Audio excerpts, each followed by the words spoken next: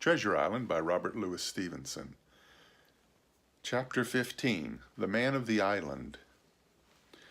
From the side of the hill, which was here steep and stony, a spout of gravel was dislodged and fell rattling and bounding through the trees. My eyes turned instinctively in that direction, and I saw a figure leap with great rapidity behind the trunk of a pine. What it was, whether bear or man or monkey, I could in no wise tell. It seemed dark and shaggy. More I knew not. But the terror of this new apparition brought me to a stand. I was now, it seemed, cut off upon both sides, behind me the murderers, before me this lurking nondescript. And immediately I began to prefer the dangers that I knew to those I knew not. Silver himself appeared less terrible in contrast with this creature of the woods, and I turned on my heel and, looking sharply behind me over my shoulder, began to retrace my steps in the direction of the boats. Instantly the figure reappeared and, making a wide circuit, began to head me off.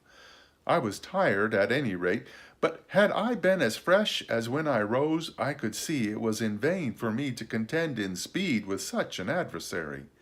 From trunk to trunk the creature flitted like a deer running manlike on two legs, but unlike any man that I had ever seen, stooping almost double as it ran. Yet a man it was. I could no longer be in doubt about that. I began to recall that what I'd heard of cannibals. I was within an ace of calling for help, but the mere fact that he was a man, however wild, had somewhat reassured me, and my fear of Silver began to revive in proportion. I stood still, therefore, and cast about for some method of escape, and as I was so thinking, the recollection of my pistol flashed into my mind. As soon as I remembered I was not defenseless, courage glowed again in my heart, and I set my face resolutely for this man of the island and walked briskly toward him.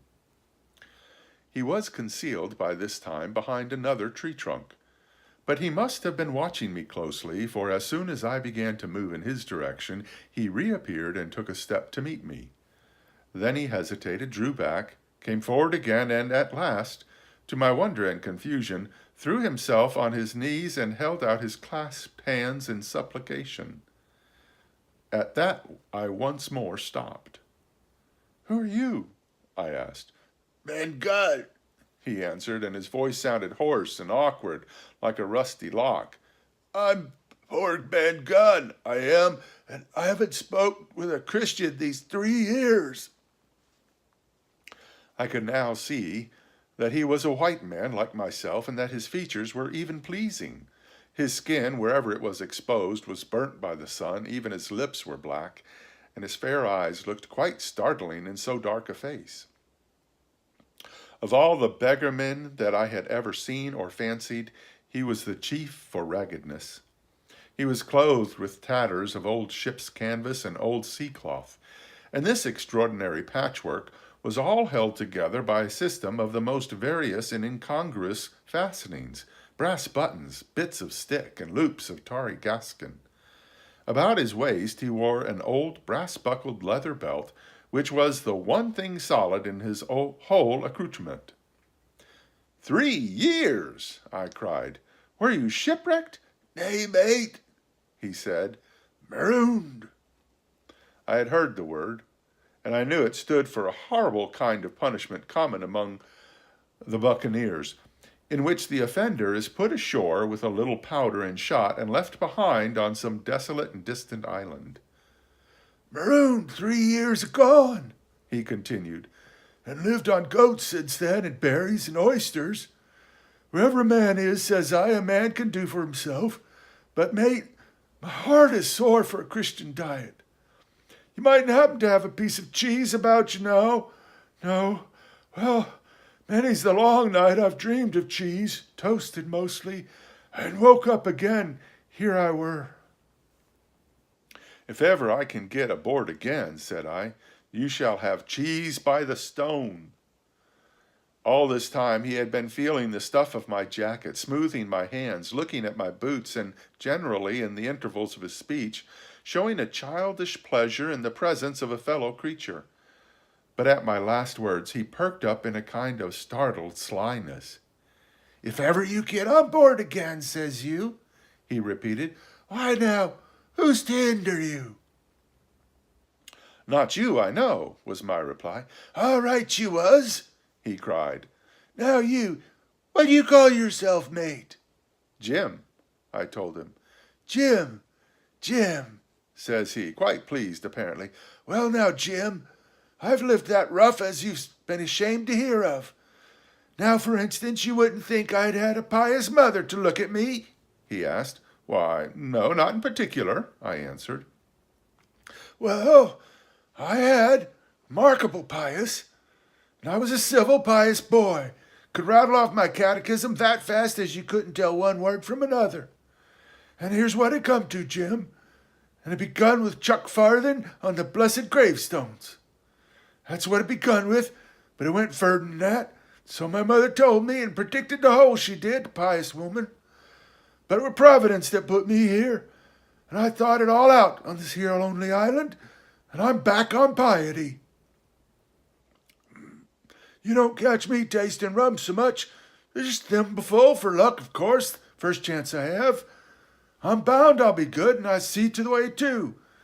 Jim," looking all around him and lowering his voice to a whisper, "I'm rich."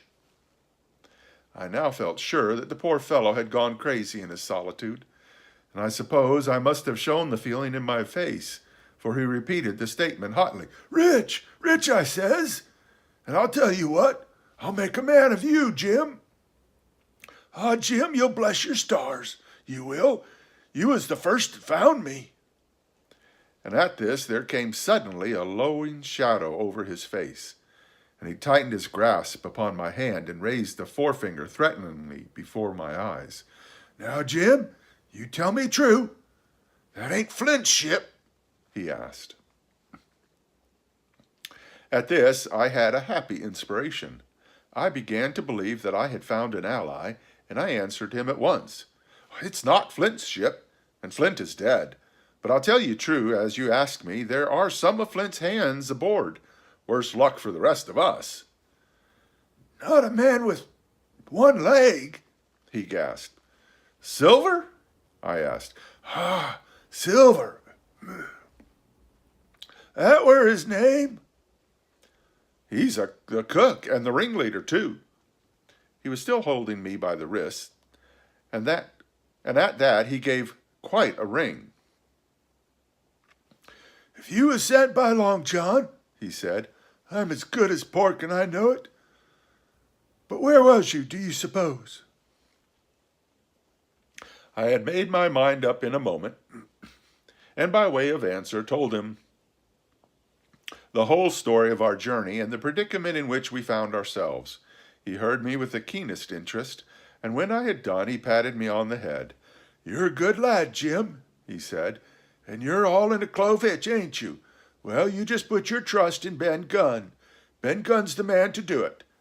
Would you think it likely now that your squire would prove a liberal-minded man in case of help, him being in a clove hitch, as you remark?" I told him the squire was the most liberal of men. "Aye, but you see," returned Ben Gunn, "I didn't mean giving me a gate to keep or suit of livery clothes and such. That's not my mark, Jim. What I mean is, would he be likely to come down to the tune of, say, £1,000 out of the money that's good as a man's own already?" "I'm sure he would," said I, "as it was all hands were to share." "And a passage home?"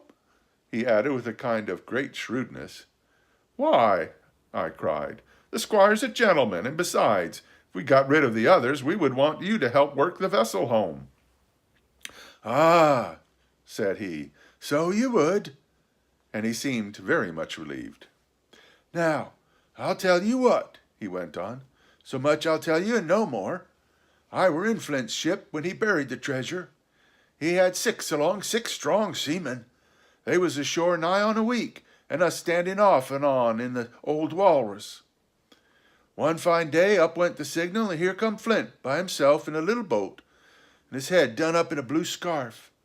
The sun was getting up, and the mortal white he looked about the cutwater. But there he was, mind you, and the 6 all dead and buried. How he done it, not a man aboard us could make out. It was battle, murder, and sudden death, leastways. Him against 6. Billy Bones was the mate, Long John, he was quartermaster, and they asked him where the treasure was. "Ah," says he, "you can go ashore if you like and stay," he says. "But as for the ship, she'll beat up for more by thunder." That's what he said. Well, I was in another ship 3 years back, and we sighted this island.